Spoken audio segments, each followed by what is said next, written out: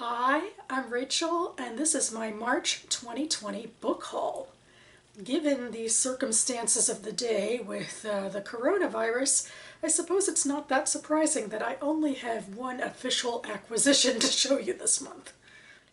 This is River by Shira Neiman. It's a YA novel that several weeks ago, which now feels like several months ago, the Jewish Book Council did a giveaway for, and I won. And they sent it out pretty quickly back in the day. So I even have a pub sheet here, which always makes me think of Steve Donahue, of course, because he's our resident book reviewer, but now I can read from a pub sheet too. From the award-winning author of Awake in the Dark, Shira Neiman's wondrous adventure about family, identity, and desire. And then there's a quote by Jennifer Gilmore, another author. And then it goes on to say, Shira Neiman's debut short story collection, Awake in the Dark, critically received as a literary page-turner and celebrated in the New York Times and The Atlantic, will be produced theatrically in collaboration with composer Ben Moore by Chelsea Opera in late March 2020. I feel bad for her now. At the same time, Shira will publish her first novel for young adults.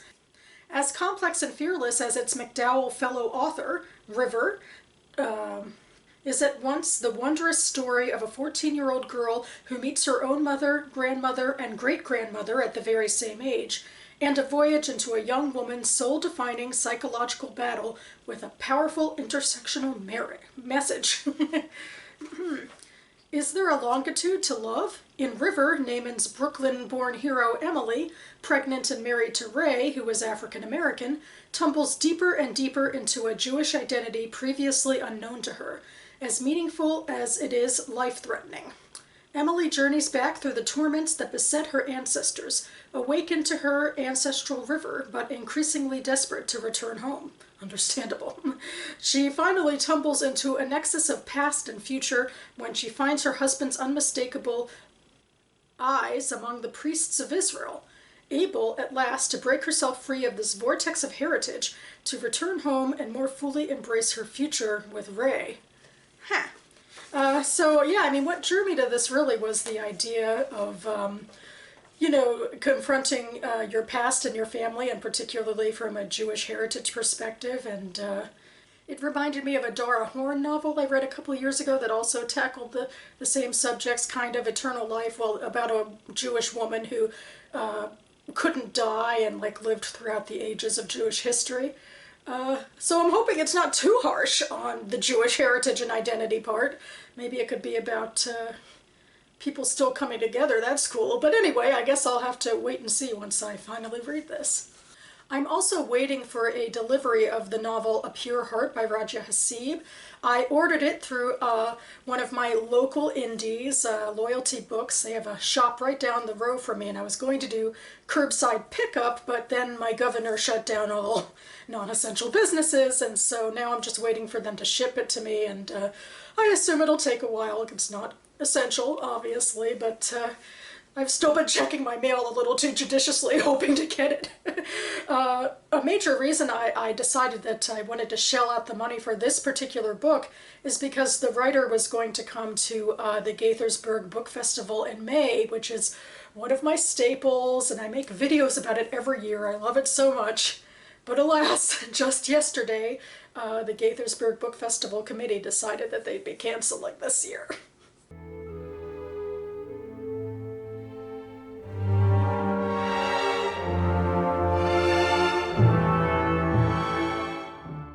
I guess on the bright side, I no longer have an official deadline for when I have to get that book, although I assume I'll have it by May. Who knows? I don't know. But anyway, even though I was going to try and read it in April, I certainly have a whole lot of other options available to me, including this one. This is Waking Lions. It was, I think, one of the last books I was able to get out of the library before my local libraries closed. And this would be a reread for me. It's by Ayelet Gunder Goshen, and it's a story that takes place in Israel when a doctor runs over an Eritrean immigrant, and it's witnessed by the immigrant's wife, who blackmails him, and the story goes from there about, it's not so much a thriller as it is about guilt and responsibility and survival and politics. And it was really wonderfully compelling psychologically. And we were supposed to read it for March, but our March meeting got canceled. But since then, the group has been pretty active online, and we've decided to meet online to discuss some movies that are available to us from the DC Public Library. Just gotta love libraries, they still have the digital collections available to people, so it's really awesome. And most people apparently, or a lot of people, were able to get this book before the libraries closed, or maybe they have the ebooks or the audiobooks. So we're gonna still talk about it in late April, so I figure I have to reread it and refresh myself. I also have another reread that I want to get to in April for National Poetry Month. This is A Spiritual Life, a Jewish Feminist Journey by Merle Feld. I read it years and years ago, maybe over a decade ago now, and it's been on my mind to pick up again, and I can't as easily buy new poetry anyway, so why not go for this one? It's been sitting loyally on my shelf for years. I remember its particularly famous poem that's even printed on the back here, We All Stood Together. It's been quoted a lot of times in Jewish religious events that I've attended. We all stood together. Here's part of it. My brother and I were at Sinai. He kept a journal of what he saw, of what he heard, of what it all meant to him. I wish I had such a record of what happened to me there. It seems like every time I want to write, I can't. I'm always holding a baby, one of my own, one for a friend, always holding a baby, so my hands are never free to write things down, and it goes on from there. So, huzzah! I'm really looking forward to tackling this again. And there are plenty of other books that I have going for me in April. Speaking of digital library stuff, I do have 2 audiobooks waiting in the wings. One I already have and one's in the holds. And I'm hoping I can find a couple of copies of books for the BookTube quarterfinals, which I will be officially judging for starting next month. And I also intend to start a project that I've been meaning to start for a couple months anyway, which is to do a page 112 tag for my Read My Own shelves. I have so many unread books on my shelves, like so many other people, and this is more of an incentive than most, this quarantine at home, to go ahead and read them. So I have a mug of titles, and I'm going to go and pick some and read page 112 and see which one I want to go on with. So I'm excited for that. I'll have a video for that in April. And finally, I have Raja Hasib's first novel, In the Language of Miracles, which I got years and years ago from a used bookstore. And I will read from the flap. Samir and Nagia Al-Mansawi appear to have attained the American dream. After immigrating to the United States from Egypt, Samir successfully works his way through a residency and launches his own medical practice, as Nagla attends to their firstborn, Hussam, in the cramped quarters of a small apartment.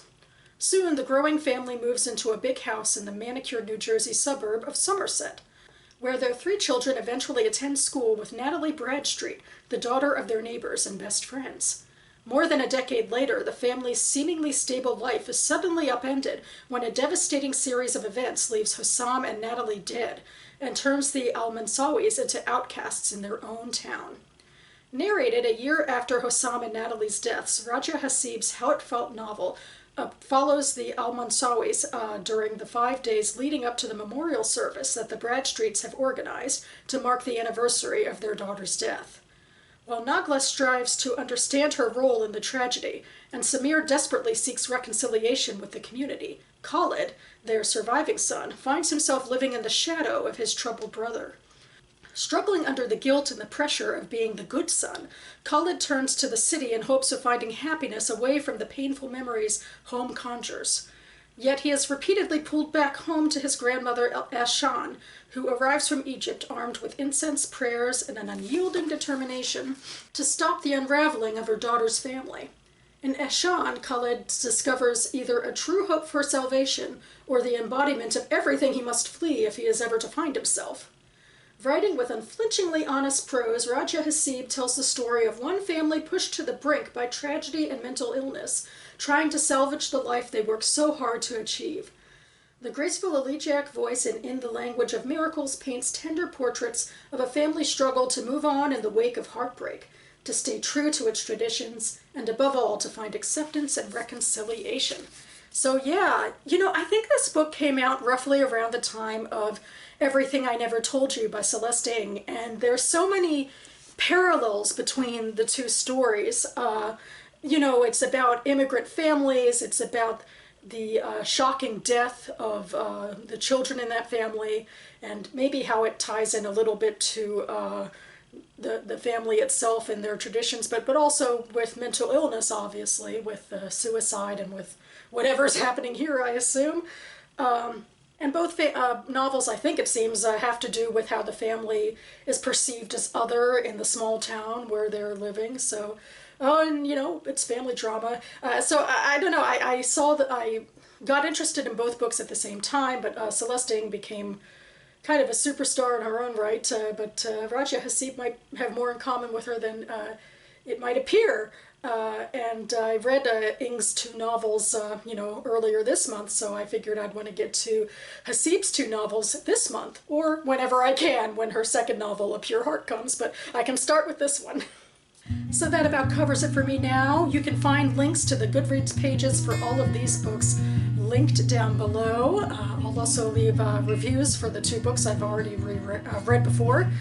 I feel like it's been a little while since I've been here, even though I've pretty much been home the whole time. But I should be back several times within the next several days, as a lot of things are popping up on the BookTube schedule. We have the conclusion of the BookTube Prize Octafinals. Robert is just waiting for a couple of judges to submit their ballots before the deadline.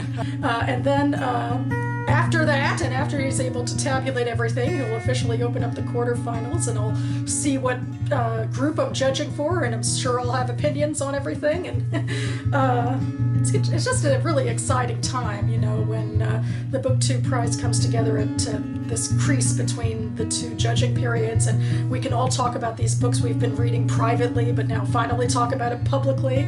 And a great thing to look forward to, even without the coronavirus happening. And then other than that, I'm reaching the end of a quarter in my writing goals, so I have a quarterly writing video that should go up soon as well, to talk about what I was able to accomplish and what I hope to accomplish in the spring. So yeah, there's still some fun, exciting times ahead, even when I'm stuck at home. And I hope there are for you as well. Thank you so much for watching, everyone. Stay safe, and I'll see you next time.